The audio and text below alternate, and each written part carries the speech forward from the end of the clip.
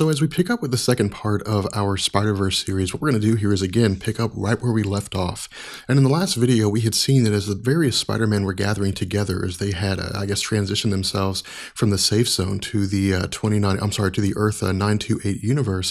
What we had found is they had met up with Superior Spider-Man and various others, but at the same time, they had encountered Deimos, and he had basically followed them to this alternate reality.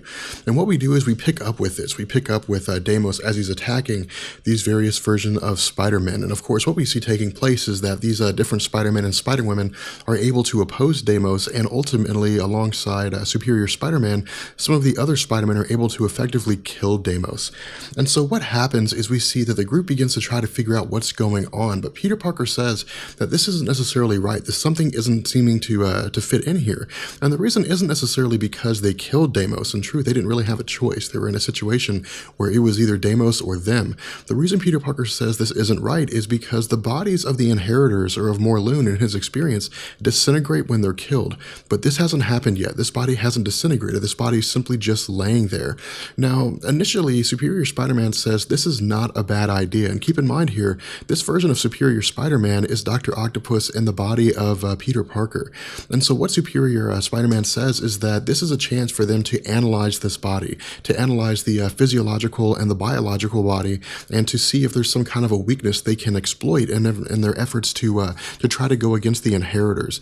But again, before they're able to get too far into this, we see that Old Man Spider-Man shows up and tells them that they don't really know what's going on here.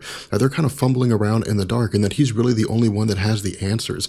Now, initially, we're expecting to see him chime in and tell us what's going on, to give us the answers to this. But before he does, we see that hands come up from behind him and snap his neck. And what's revealed is that Deimos has arrived here along with the twins. And so what we have is a situation where we have a body of Deimos lying on the ground, and we have a version of Deimos standing in front of us. And what happens is that while the group is panicking and the group is trying to figure things out and trying to understand how this is happening, Ben Reilly and Kane come to the realization that what's most likely going on here is that he's being cloned, that Deimos is cloning himself. Maybe the other inheritors are cloning themselves as well, which explains the return of Morlun to the Marvel continuity. And so what happens is Ben Reilly and Kane realize that if these clones are coming out, then the clones have to be made somewhere.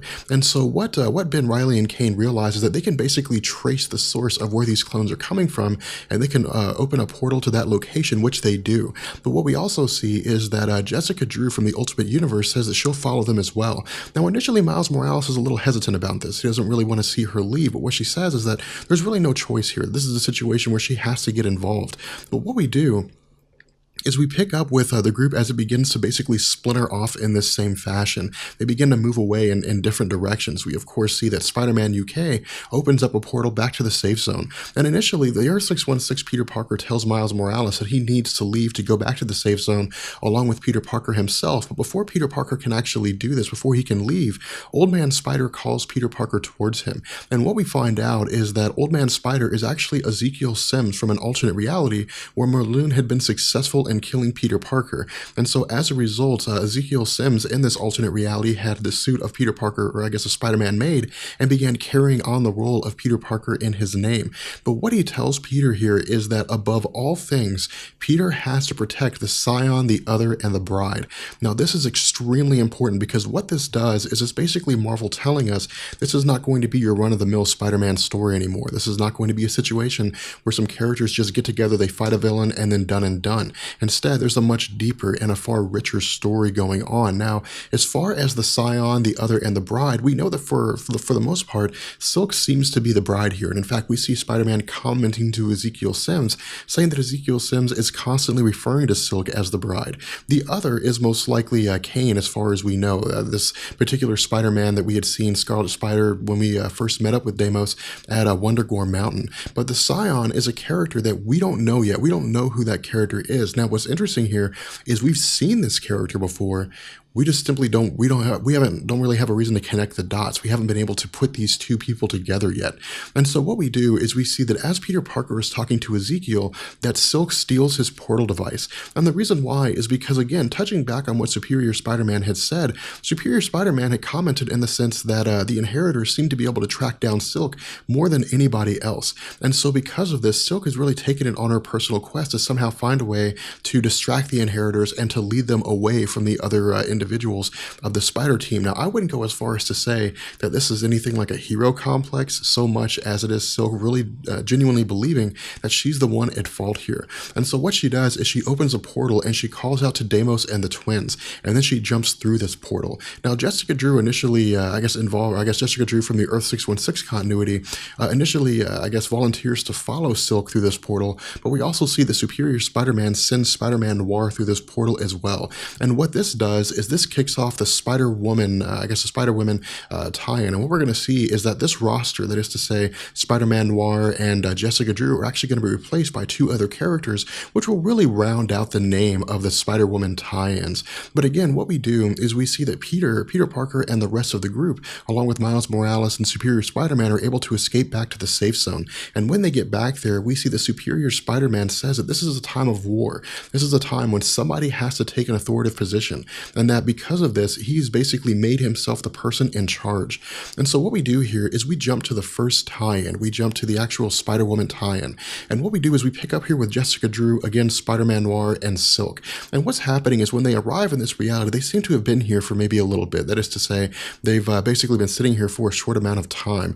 And it seems as though what's basically happening is Silk is simply jumping through realities here. And this is the reality that she first ends up in. Now, Marvel doesn't give us a numerical designation for this reality. And the reason why is because when it comes to stories involving alternate realities, when Marvel does not give a numerical designation, it means that either the group is not going to be in that reality very long, or that reality doesn't matter. And that's exactly what we see here. We're given a little bit of context here, that is to say, we learn that this reality seems to be maybe dystopian in nature, that there's still some kind of city off in the distance that's made of gold, but we're not actually going to travel there. What we see is that almost immediately after this group arrives here, that they're followed by the twins. And the twins immediately launch an attack against Spider-Man Noir, against Jessica Drew and Silk. Now, initially, Jessica Drew and Silk are able to overcome the twins, or at the very least hold their own, but Spider-Man Noir is injured in the process. And so what happens here is Jessica Drew and Silk take Spider-Man Noir back to the Marvel Noir reality, back to this alternate reality.